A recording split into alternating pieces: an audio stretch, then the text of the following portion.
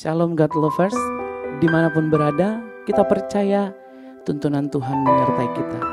Di pagi hari ini, kita akan mendengarkan renungan, tapi sebelumnya kita angkat satu pujian, memuji memuliakan Tuhan.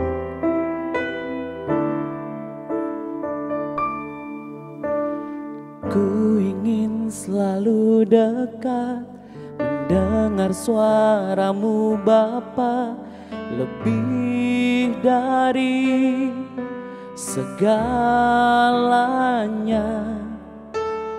Ku ingin mengenalmu, rahasia hatimu, hanya itu rinduku.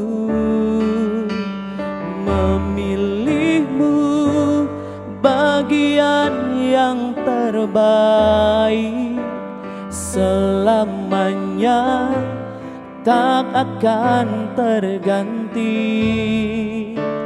Harta yang paling berharga hanya Kau Yesus, selamanya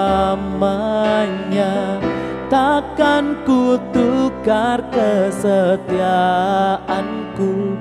Hanya Kau satu yang ku rindu. Memilihmu bagian yang terbaik, selamanya tak akan terganti. Harta yang paling berharga, harta yang paling berharga,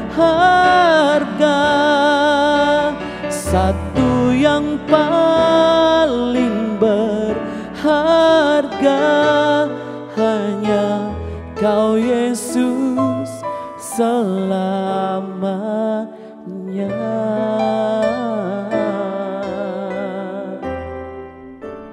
Shalom God's Lovers sekalian, apa kabar? Jumpa lagi bersama saya Randy Chandradinata di dalam program Words from Heaven.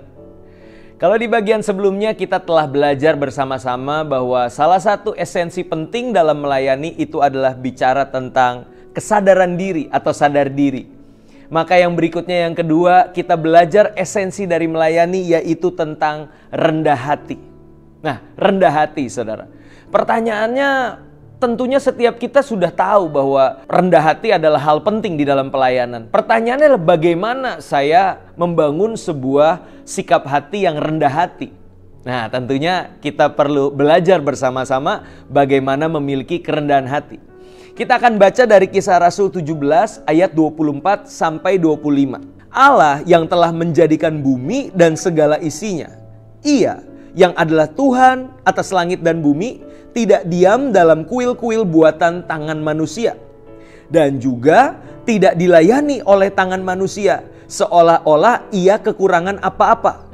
Karena dialah yang memberikan hidup dan nafas dan segala sesuatu kepada semua orang. Wow, saudara perhatikan baik bagaimana Rasul Paulus mengatakan bahwa Tuhan yang kita sembah, Tuhan yang kita layani sejatinya adalah Tuhan yang tidak dilayani oleh tangan manusia.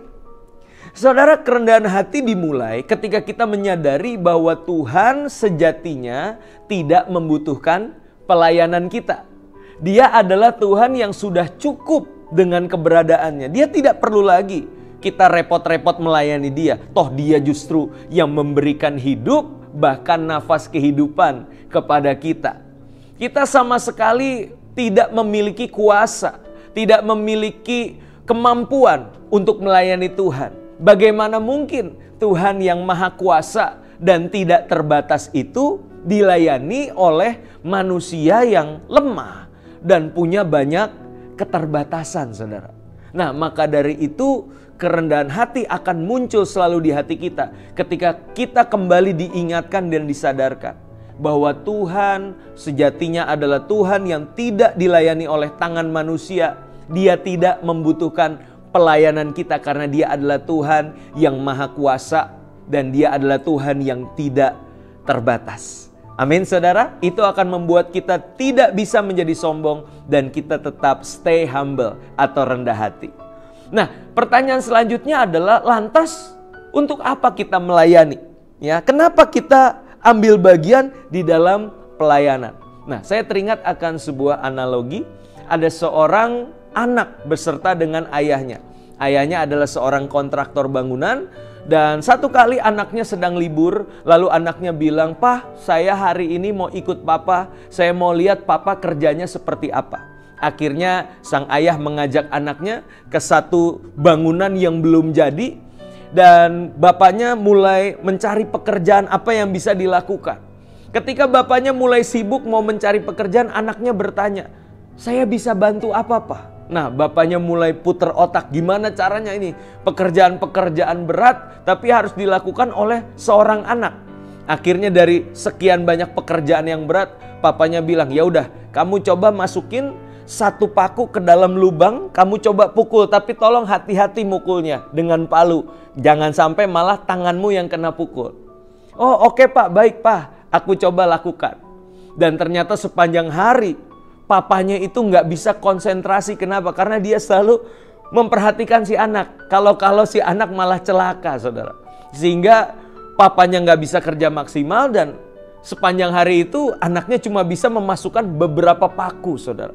Dan itu sudah cukup membuat anaknya bangga. Sehingga singkat cerita mereka pulang ke rumah, beberapa bulan kemudian bangunan itu sudah jadi. Lalu ketika anak dan ayah itu melewati bangunan tersebut, si anak dengan bangga berkata, "Pak, lihat, itu gedung yang saya bangun, Pak. Itu gedung saya yang buat." Nah, si ayah cuma bisa tersenyum dan dia katakan, "Hebat kamu, Nak. Papa percaya suatu hari kamu akan buat gedung-gedung yang lebih luar biasa daripada gedung ini." Nah, saudara perhatikan.